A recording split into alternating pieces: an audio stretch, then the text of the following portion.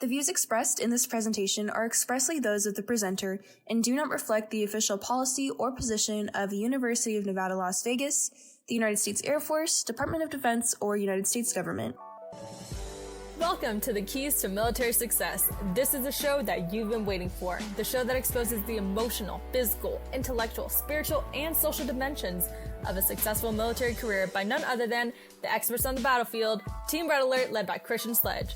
Trust me, folks, I've had the privilege of consulting with them, and let me tell you, the results speak volumes. I'm talking about beast mode activated. And the team's not here just to talk the talk, they're here to walk you through it all. We're going to be talking about strategic consultations, operational insights, and decision-making gems. The team will be consulting with strategic and operational leaders and decision makers, extracting tactics, techniques, and procedures, unlocking your true potential. That's how they roll, and that's just how they get down. So without further ado, let's turn up the volume and get ready to rumble. It's time to hear from my mentor and the team, the Keys to Military Success, Christian Sledge, and the R.E.D Alert. Class is in session. Let's go. And go we shall. Thank you, Felicia Rickafor and Tanya Madrano, for the opening. Good morning, good afternoon, and good evening, everyone. Welcome to the Keys of Military Success.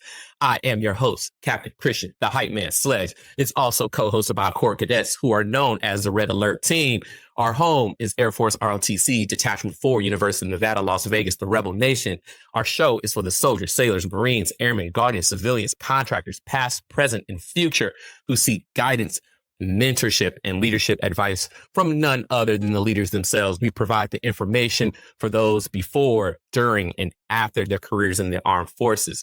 The time has come for you to stop watching everyone else's ascend to military prowess and start living your own success stories.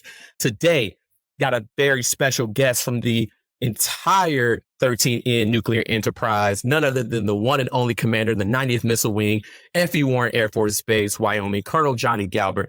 Personally know Colonel Galbert as a professional mentor, friend of mine, and he was my squadron commander at the 321st Missile Squadron, the Greentails, back when I was a missileer myself. To this day, he still checks on me, make sure I'm still on the rails, make sure I'm saying the right words properly, not too far in space. He will be mentoring us about vectoring and how it can impact our personal and professional lives, but I can't go into it without establishing his credentials to do so. Here come the facts, so let's get them all the way grammared up, like my father's name, which is Kelsey, by the way. Colonel Galbert comes with 20 USAF and joint assignments that got him to this point. Currently, as mentioned before, Commander, 90th Missile Wing, F.E. Warren Air Force Base, Wyoming. As a commander, he leads 4,000 military, civilian, and contractor personnel in the nuclear enterprise deterrence mission in the United States. He was commissioned in 2000 via Air Force ROTC from the University of Arkansas, and since then has completed multiple graduate degrees across many academic disciplines. He has operational experience on the Peacekeeper and Minuteman Intercontinental Ballistic Missile System and has thousands of alert hours under his belt. Not only is he a USAF weapons school graduate, but he established it as an initial cadre member in the beginning. Without further ado, it is my unique honor and pleasure to introduce my mentor, my friend, and my man, military success key holder, the 90th Missile Wing Commander, Colonel Johnny Galbert. My man, how's it going out there, sir? I'm good. Good morning. And I guess good afternoon to you guys. Appreciate you having me on the show. Wow, what an introduction. Yeah. So I definitely feel inadequate now. After hearing that introduction, I got a little imposter syndrome going on. So you just threw me off with that. So, but I appreciate the words. Like, sir, you did the work. You like, all I did was read the doggone bio. You did the work. You did it there. Having to get this established, I kind of been having to, do the round robin for you and trying to get you back on the show because Sterling had hit me up. Yeah, Colonel Williams hit me up, man. Like Tyrone Bigham's like, you got any more of them? You got any more of them interviews? Like, so he been hitting me up left and right. So I was like, I got to get him back in here and because he's looking for yours. So I was like, okay, let me get Sterling what he needs. So yeah, I bet he is.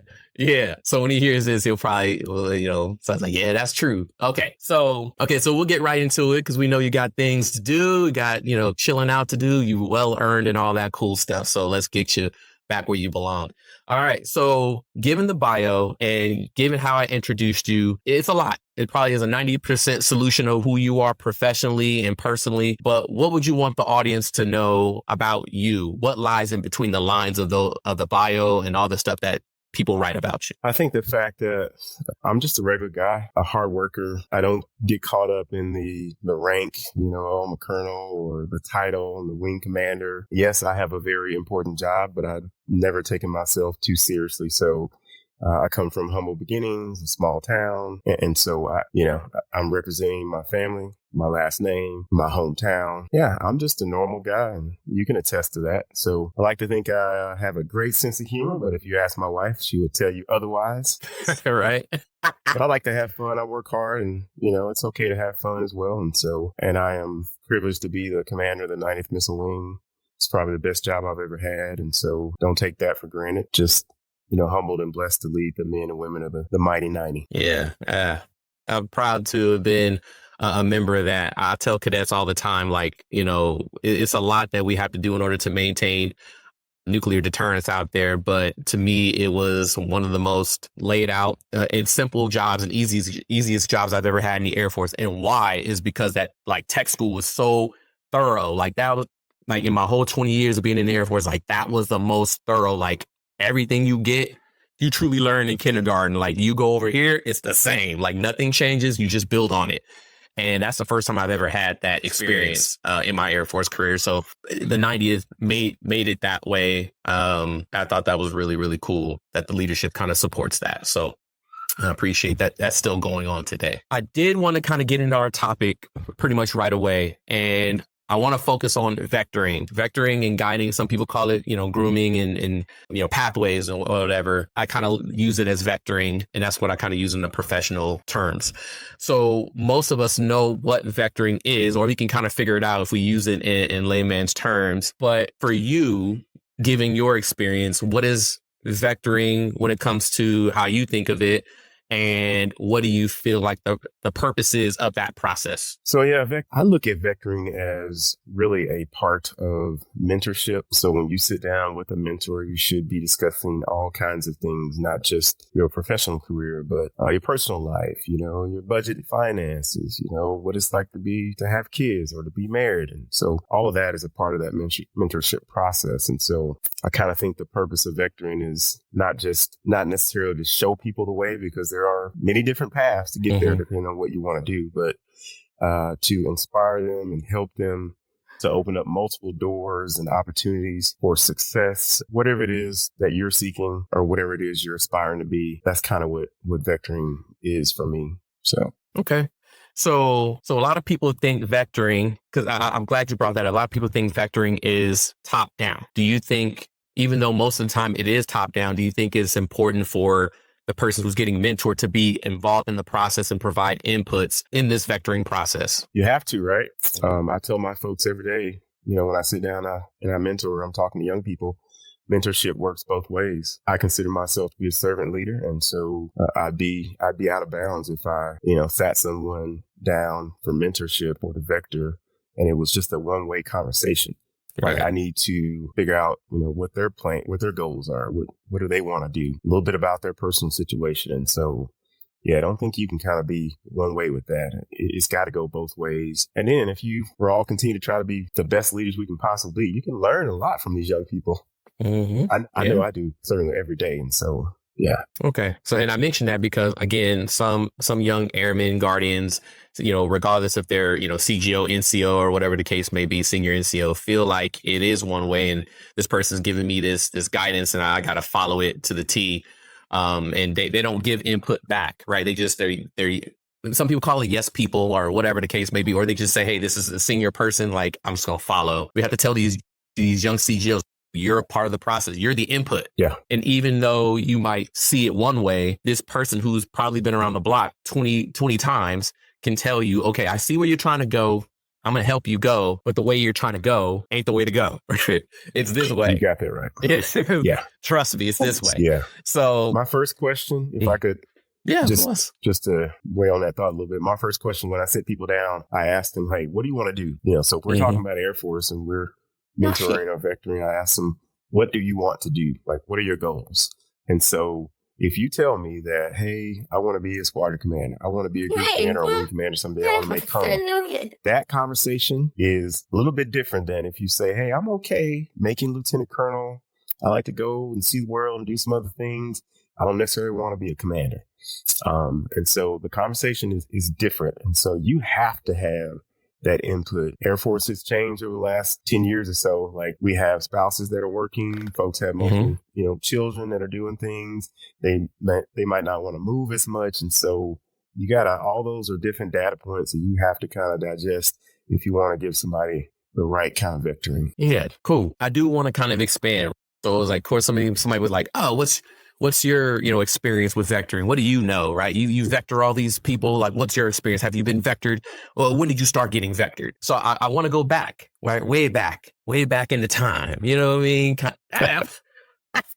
I got to do my thing, you know what I mean? And bring my, R&B experiences in there. Okay. When did you start, or you felt like in your life you started getting vectored, and were they, typical experiences, or were they non-traditional? And how did that impact you as you grew up in Arkansas? So I would definitely say I started getting vectored at a young age at home.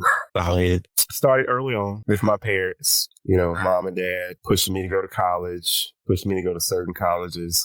And I'll say that, once I got into the military, FE1 was my first duty assignment. I got here, and there were quite a few individuals here on base that were in key positions that were my fraternity brothers. And so I had a built-in community when I got here at FE1. There was about 6 or 7 of us. And so they kind of showed me the ropes and started talking to me about what a career in missiles would look like, what kind of work ethic I had to have, what were some of the key positions that you wanted to get, what were some of the positions you may wanted to avoid.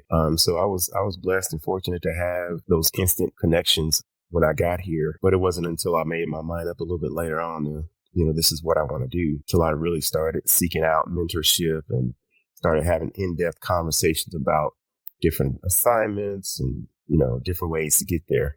So, yeah, but it started early on.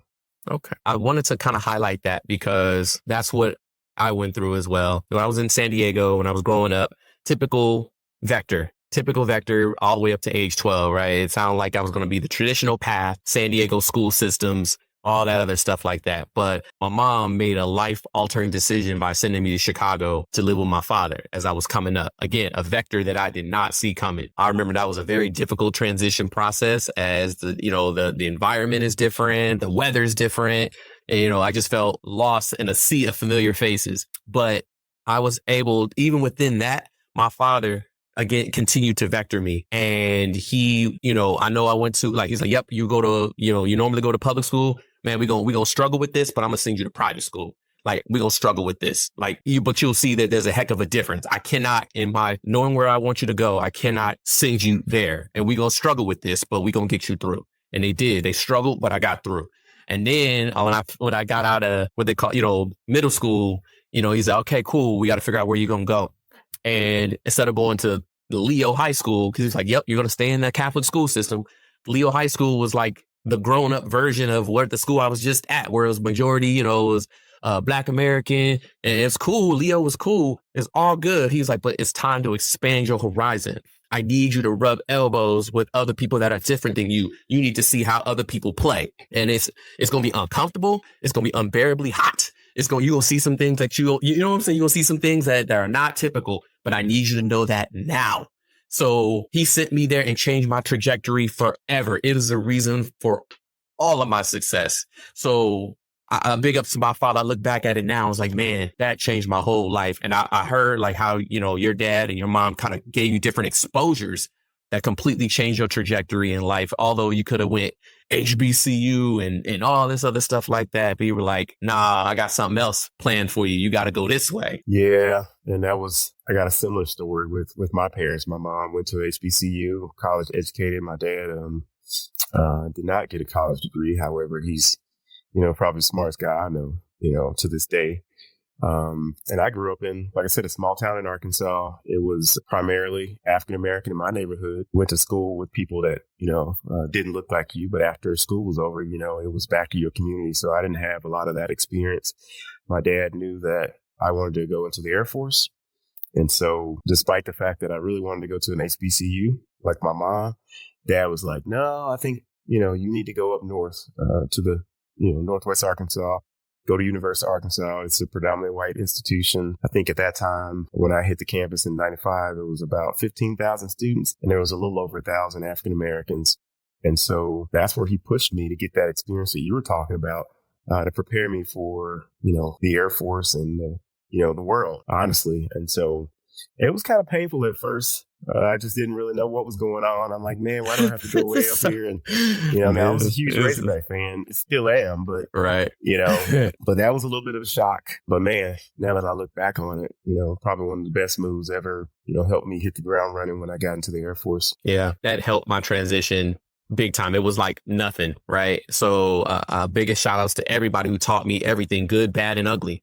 All right, I got to learn a lot. Shout out to all the HBCUs out there, right? Doing it big, because they doing it big out there, and they focus and concentrated. I always want to make sure I show them love out there, because they doing some big things. We already talked about some of the impacts, that you had to experience, positive and some adverse that you went through. So giving your vector change. So fast forward to your professional career, where you're at now, what you've been through in your professional career, given your experience with vectoring, how does that affect how you vector in a professional environment and guide people's career paths? Like, how does that, what you've been through, cut how you send others in the enterprise? I think for me, it's probably the reason why I prefer to, and I mentor quite a few folks, but I'm really focused on building a relationship with my mentees. So some people kind of do it on the surface, mentorship, and, you don't really get to know that person. But I truly feel like you need to build trust, and trust does not happen without relationship.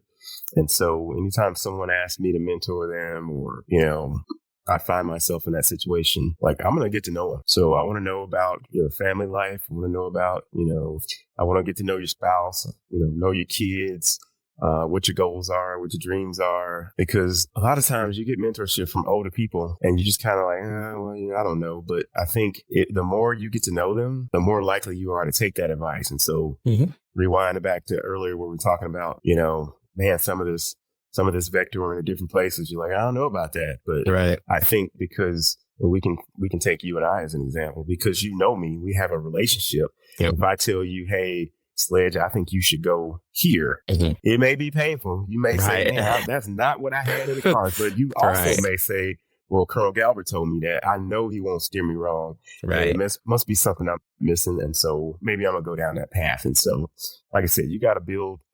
Without relationship, there's no trust. And so you got to build that. To this day, if I got people that I mentor, if I don't hear from you in a couple of months, hey, what's going on? I'm shooting you a text, or I'm calling you. It's been a while. But, you got to keep that relationship going. And people's lives change over the course of the years. They get married, they have kids, their goals change. And so you got to stay up on that if you're going to truly call yourself a mentor and be able to keep yourself in a position to vector someone.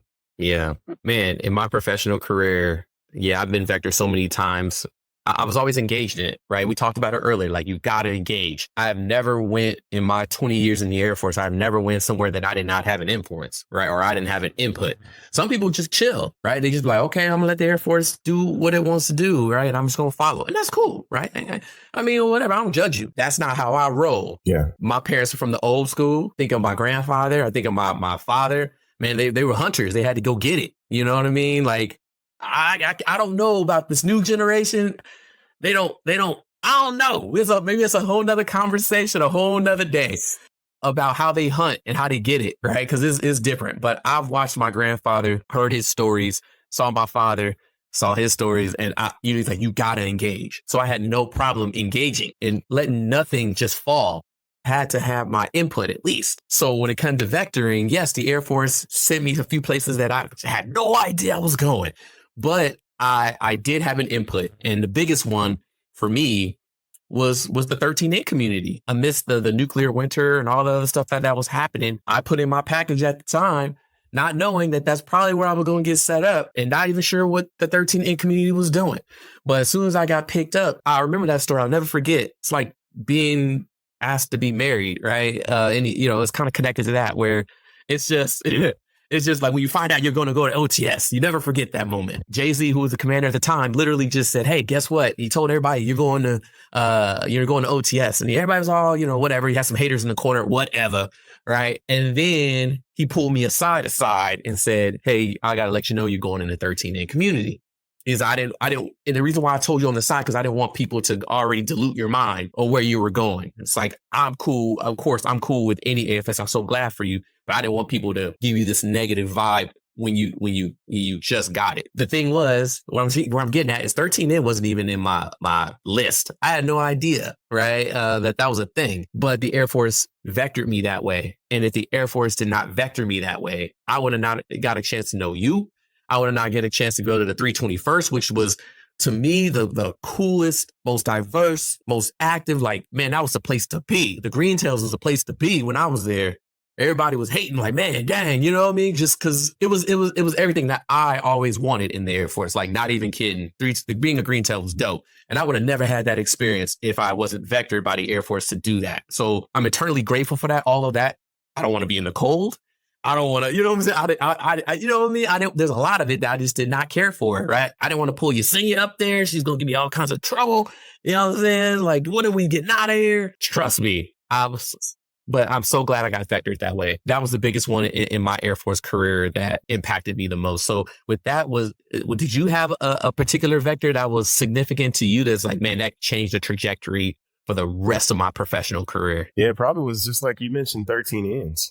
So I remember filling out my dream sheet. I always wanted to be a defender. Like my dad was a police officer. Okay. First Black police officer in my hometown. He was a cop for about 30 years. My hero or role model to this day. And I was, I always consider myself built to serve. And I'm like, I want to be a defender, just like my dad was. Wow. And I remember being in ROTC and getting that dream sheet and filling out my, top 5 or something like that. Mm-hmm. I think 1 through 3 was like security forces. Right. Back in the day. And I remember calling my older brother, who's a retired lieutenant colonel. Mm-hmm. He was a missileer at Whiteman, working Minuteman 2. Mm-hmm. And I said, hey, big bro, I'm filling out my dream sheet. Like, what should I put down? And I'll never forget Sledge. And I quote, he said, as long as you don't get missiles, you'll be fine. And I was like, okay, bet. No missiles. And so when they walked in there and told me I was going to be a missileer, I was like, huh? Yeah, so, AFPC got jokes. AFPC got jokes. Like, they got jokes. Was a missileer, yeah. So, but I was like, okay. But he was trying to protect me because, Minuteman 2, that was way back in the day. Missiles was rough. Right. Went through some turbulent times, and he just did not want that for me. He didn't want me to have to go through that. Perfection is a standard, and all that pressure and stress. And so I get where he was coming from. Mm-hmm. Yeah. But once, they threw me in that blue flight suit and told me to get to work, I was just excited to be in the Air Force. I wanted to be an Air Force officer. I was like, okay, whatever. I'm going to knock this out and maybe I'll get to do something else.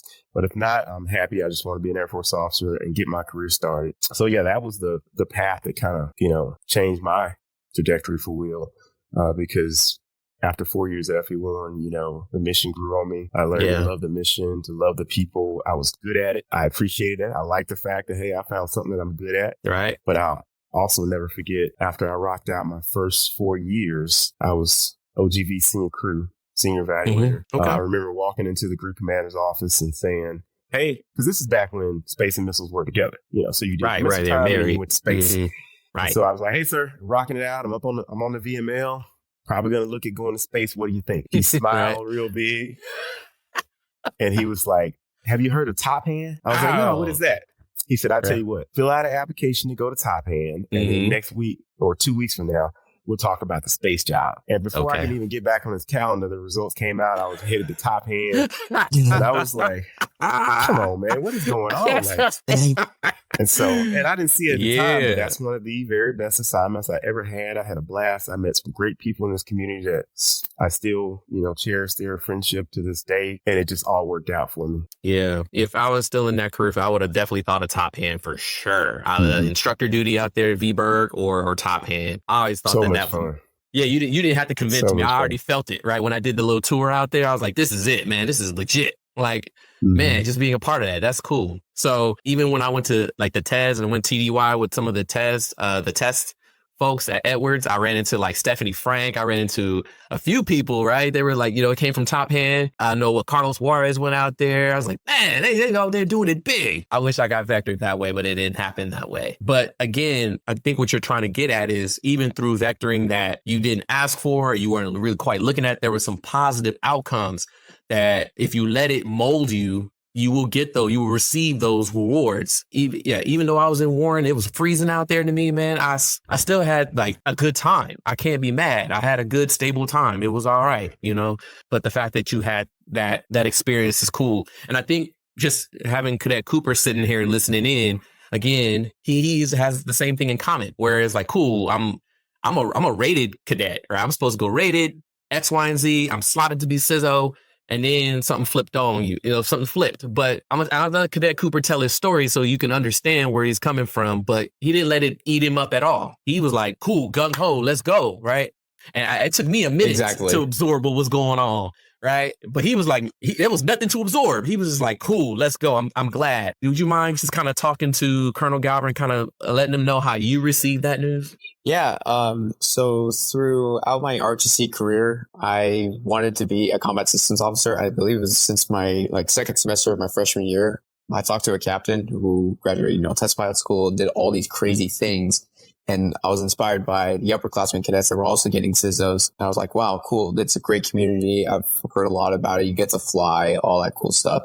So when the enrollment allocations came out, I found Colonel Williams, the detachment commander at the time, told me I got a rated EA. I was like, cool. I got a slot for the rated board. I just need to set up my package there. So one time before the rated board was frozen, I actually went into Captain Sledge's office. I was like, sir, do you think I'm maybe competitive enough? And I was checking Reddit, I was calculating, seeing where Captain Sledge's like, what do you got to lose? Just throw your name in the hat. And so I did. After about 5 months of waiting, after PT, new detachment commander Colonel Young announces saying, hey, AFCs are dropped. And I pop my balloon. I open it and it says 13N Missileer, and I was just so excited to become a Missileer. It's true. This is true. Yeah, this is true. Because everybody knew that I wanted to be a CISO, but I did tell people at the time too, because I had to put in something non-rated just in case if I didn't get CISO. And my top choice I actually wanted was 13 November.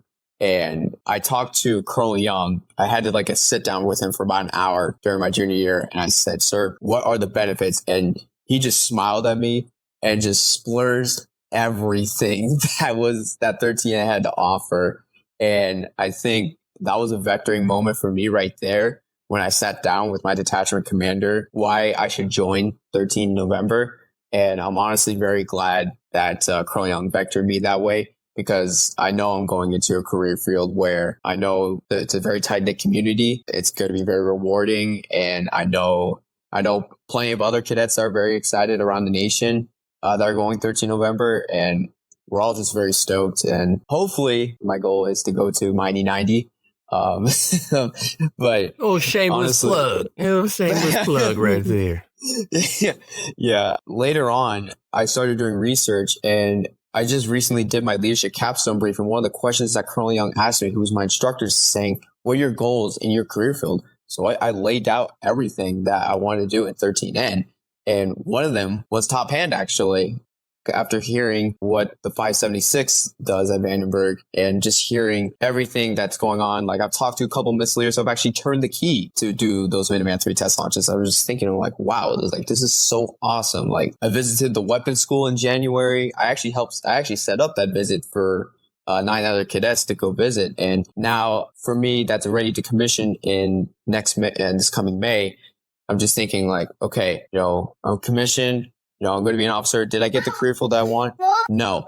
But am I very excited to go into a career field that's going to be very rewarding? Absolutely. I think that's what some cadets don't realize is just because you don't get the career field that you wanted initially does not mean it's going to be the end of the world. I've talked to cadets. There was this one AS 800 who got 13N, self-initiated, eliminated themselves because they got 13N. And I was just thinking to myself, why would you SIE from right before you're about to commission just because you got a career field that way? And I think that's what cadets need to learn is just because you didn't get the AFSC or SFSC you want does not mean that there's something else better for you coming up in the future. Yeah, that's outstanding. And your attitude, just a tremendous attitude that I think will serve you well in the future, regardless of what you end up doing long term. But yeah, keep at it. Yes, sir. So, Colonel, I do have an additional question. Our biggest vectors were within the 13N community, and all of us ended up getting positive experiences from it. But I kind of want to bring it back to just the standard cliche use of stuff. I wanted to see with you if your vectoring was always well received, or was it, like that you gave down to your mentees, or where some of it turbulent, right? Where, you got a little bit of resistance as you were providing mentorship, and even given those, you have rapport with these people, did they give you a little bit of resistance, or did they just take it all in stride? Yeah, I think you're probably my only example of a little bit of resistance. But I think you're just built that way. Man, you're going to go against the grain 9 times out of 10, always the contrarian. And then a couple weeks later, you'll be like, you know what? I see it now. I see what you're trying to do. I didn't see it at the time. So I like to say Sledge was for a long time, all thrust, no vector, but we got him. We got him straightened out. He's a select now. Man. But yeah, you're going to have some pushback, especially when you're dealing with, I've been doing this it'll be 24 years next month. And so, but I'm mentoring some young airmen that are, I'm old enough to be dad. Like, they're just getting in. And I told them when I got commissioned, they look at me as like, well, I wasn't even born yet. And I'm like, oh, wow. So, but this goes back to what I was saying about, building that relationship. And the more they get to know me, the more time they spend with me, they begin to trust me a little bit. And so, yeah, initially you're going to have that. But if you keep at it and keep continuing to build that relationship and get that trust where it needs to be, they normally eventually come around. So, yeah, not too many negative experiences with that. And then you got to think, as the mentor, like, this is their life. This is their career. And so, I don't feel some type of way because, they didn't take my advice yet. I told them they should have been. No, you just kind of continue to work with them and continue to, watch them grow and evolve, and their experience changes, and meet them where they are is what I like to say. Yeah. To your comment, sir. Yeah. I tell these young cadets, man, it's like, man, I was not born this way. I was not always this way. I spent a lot of my time mentoring and talking through my processes. I was like, yeah, I didn't learn this overnight. Like, I had to arrive, right? I had to learn. I had to learn by burn. Like, I had to, man, what am I doing with my life? Like, that wasn't right. Like, man, it hurts. It burns, But I personally thank all my folks, my mentors, or people who, good, bad, or ugly, who showed me the way. Well, even with the ugly folk out there, they show you the way. They show you what's not the way. But yeah, since those moments, I've been able to pour out a lot of my experiences, and this whole ROTC experience has been therapeutic for me as I get to help vector other people. Like, don't go that way, go that way. Trust me, you don't want to go that way. Here's what I recommend. And like you said, I don't get sore because somebody didn't take my advice. My job is to provide the information, right? So people can make an informed decision. Like, that's the basics of CGOdom and senior NCOdom, or anybody who is designed to mentor and give advice. When that comes through, I think of those cadets and I think, man, you're the customer. Like, what can I do for you in order to get you thinking critically and going where you want to go? At the end of the day, where do you want to go? And like you said, I had to establish myself as an open door person, like, in the fields with you. I understand you. Like, I got it. I think the same principle that you apply is the same one that I apply. And I think I learned a lot from you on how to vector, and it's been monumental, right? I get letters from parents. I get letters from all kinds of people saying, hey, man, I really appreciate what you're doing for my kid. And I was like, man, that really keeps me going. So I really appreciate all the cool stuff that you have shown me throughout the years and just keeping up with me, regardless of what I plan on doing or what I'm saying these days. I am all over the place. I got it, right? Mama didn't raise no food, but that doesn't mean I still don't act one sometimes. You doing all right. Okay, so as we kind of go on the tail end of this thing, I do want to wrap up with this question here. This is the last one when it comes to vectoring. What would you tell everyone listening to this podcast when it comes to vectoring and being pointed in a direction, especially to those who are being pointed in directions that they did not see themselves going? What advice would you give to them that you have not already previously given? Yeah, well, first off, I would say, so let me just go back and tell you, it's funny how you can look at OPBs or look at awards packages or talk to people and kind of tell if they don't have a mentor.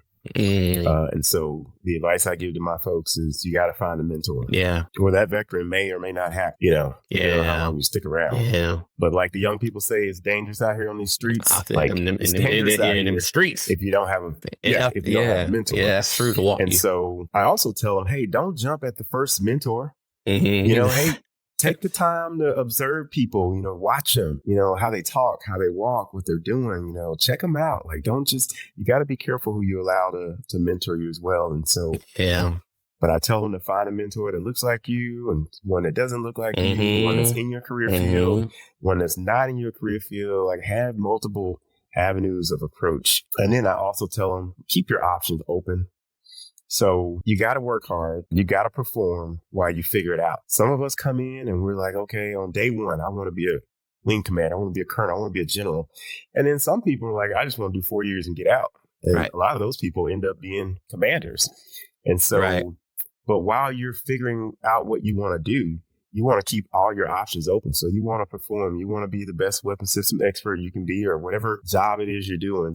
You want to be the best so that when it's time for you to decide, do I stay or do I go? You already got a great reputation. People know you know how to do the work. Every door is still open to you. So that's probably what I would share with folks. But it all starts out with hard work. Yeah, absolutely. So, and I tell cadets that all the time. I say it on my podcast. What I say is, talk to somebody different than you. You might learn something new. And that's extracted from what you taught me is as far as mentoring. I remember that you telling me that at Warren, hey, when you go look for mentors, look for this, look for this, look for this, look for someone who looks like you, look for someone who don't look like you. You're going to get so many different, a 360 approach on how you attack things. I never heard of it, said from that perspective at that time, right? They say multiple mentors, right? I got that, right? But just to get that granular kind of expression, I was like, man, yeah, because these folks are going to tell you something that you did not know. And these folks are going to tell you something that you probably do know and how to strengthen it. That's cool. But I want to highlight that because that mentorship is the key to the vectoring, right? And to like the credibility, like, okay, this person truly does care about me. They've probably seen some things. And even though I don't want to go here, I like you said, it's that trust, it's that rapport, it's that tie-in. So I would like to add, if somebody is giving you advice and you trust them, then you're probably pointing you in the right direction. This person will not point me in the wrong direction. Like, why would they do that? That makes no sense. I might just be lacking perspective. I might just be lacking maturity. I might just be lacking a lens. So let me just go ahead and get some research, do some research and figure this out. But by that time, like what happened to you, sir, they about to party pulled the trigger and you're going to top hand, right? So they got him.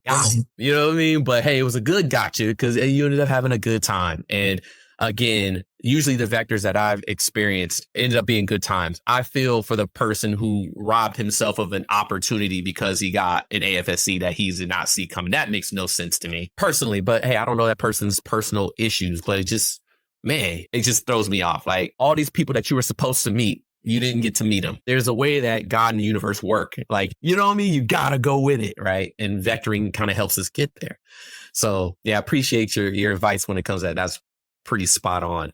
Okay, so as promised, sir, diffuse all this energy, this professional energy. We're going to get to the personal side of the house. I'm going to ask you some speed questions. No judgment zone here. It's just for everybody to get a further understanding of who you are as a person so you can connect to them. So all it is I'm going to ask you some quick questions. You can just go off the fly. You can shoot your shot. All right. And then you can skip one. I got 10 questions for you. You can skip one if you don't know the answer. You don't want to answer it. That's cool. We're not getting that deep into it, but it should be cool. You ready? Okay. And I can only skip one. You can only skip one, but I promise it ain't going to be crazy. You'll have fun with it. All right, cool. All right. So number one, if you could afford any car, which one would you drive? Mercedes-Benz AMG Coupe GLA. Okay. Not that I'm looking for one right now. Right. I'll tell Miss Audrey and Nat. We'll keep that on the deal. Yeah. Okay. What is one thing you regret spending money on? Ooh, cable TV. All right. Yep. That's fair. All right. If you could be transformed into one animal, which one would you choose? Probably honey badger. All right. Yeah, that's what's up. Ferocious. Oh yeah, they don't. Yeah. We already know about that. Yeah, no loves at all. All right. All right. What dish do you cook the best? My ramen noodles are pretty on point. I add a little seasoning. Yeah. All right. What story do you tell most often? Probably just stories about growing up. My parents back home in Arkansas. Yeah. Okay. All right. What's your favorite rainy day activity? Ooh, Netflix and chill. All right. Here we go. All right. Finish the phrase. The weight of my heart is blank. Skip. All right. Okay. All right. Not because I don't want to share. I couldn't think of it. Okay. I just saw his face. He's just stumped. Yeah. Okay. What are you most looking forward to? My wife's out of town right now. I'm most looking forward to her coming home. Okay. All right. What is Make one sure she thing- hears that. Yeah, okay. I'll make sure she hears that for sure. You know what I'm saying? Put that in the front. All right. What is the one thing you wish you enjoyed more? Time with all three of my kids. My daughter's off in college, so Okay. So last question, despite what the ladies are saying around here in trending news, where do you prefer to go on a first date? Ooh. Cheesecake Factory is an acceptable answer. Yeah, I'm a restaurant guy.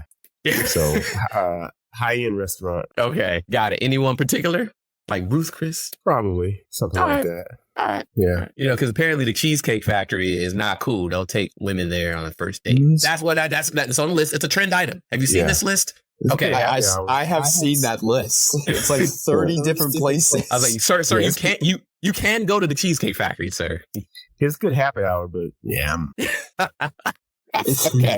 Okay, cool. Got that capture. So all done, right? You got through it, skipped one, no worries. Okay, as we wrap this up, I always try to end it on a positive note. The vectoring that you have provided for me throughout my career, the small amount of time that you've had it within the last 10 years have been invaluable to me. The lessons that you've taught me, whether you were paying attention or not, or whether you thought I was listening or not, definitely sunk in. These cadets are talking to you through me. A lot of the advice I give him, I kind of think about, sir, like, what would you say? Like, what would you say to them? With no malice, with just being a good person. Like you said earlier, I don't want to be known as this, and this. Like MLK said, I just want to be known as a good person who tried to be the good person.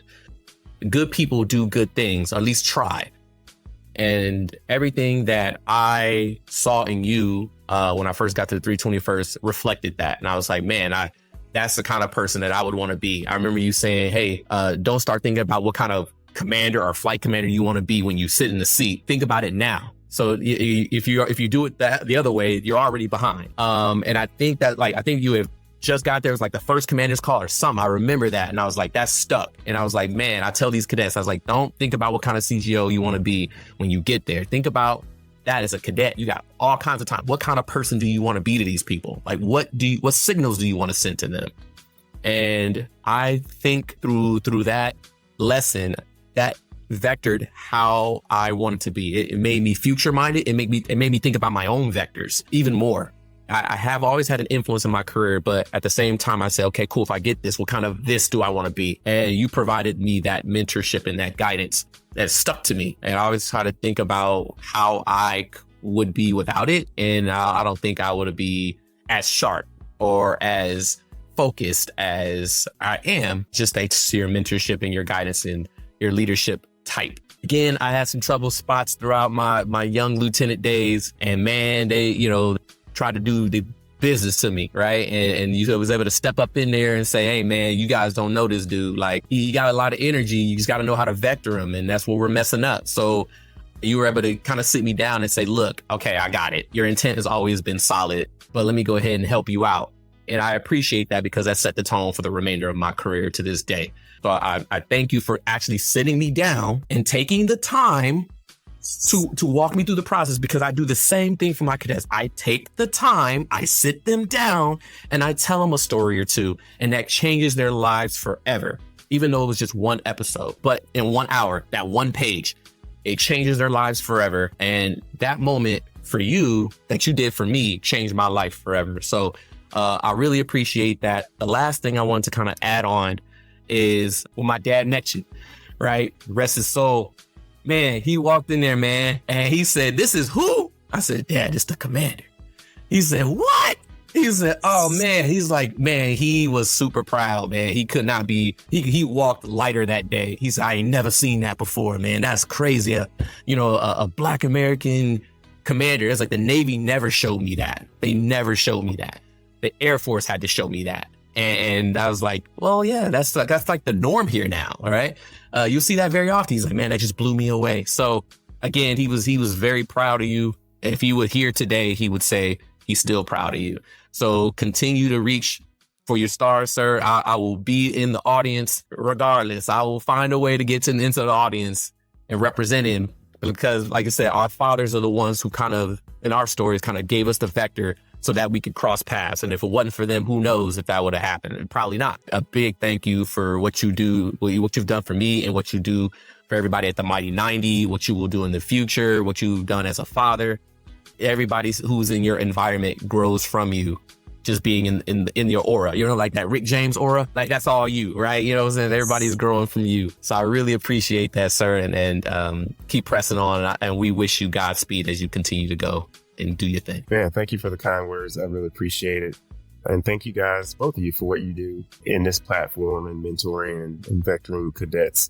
I just think that's amazing as well. So, hype man, I wish you nothing but the best as you head on major soon. And please give my best to Yesenia and the family. Mm-hmm. And then Cadet Cooper, I wish you the best as well. And hopefully we'll see you here soon at the world's most trusted and dominant ICBM wing, the Mighty 90. Yeah, and shout outs, yes, sir. Shout outs to Miss Adrian too, right? Because man, she been holding it down. You know what I mean? The whole time, right? Yeah. Can't do nothing without her. I'm gonna keep her around for a few more years. Yeah, send her all love, and when y'all come down to Vegas, man, just let us know. I ain't going nowhere. Okay. All right, cool. So with that, as I say before, everybody, all the audience members, talk to somebody different than you. You might learn something. Hey, that comes from this man right here, Colonel Johnny Galbert.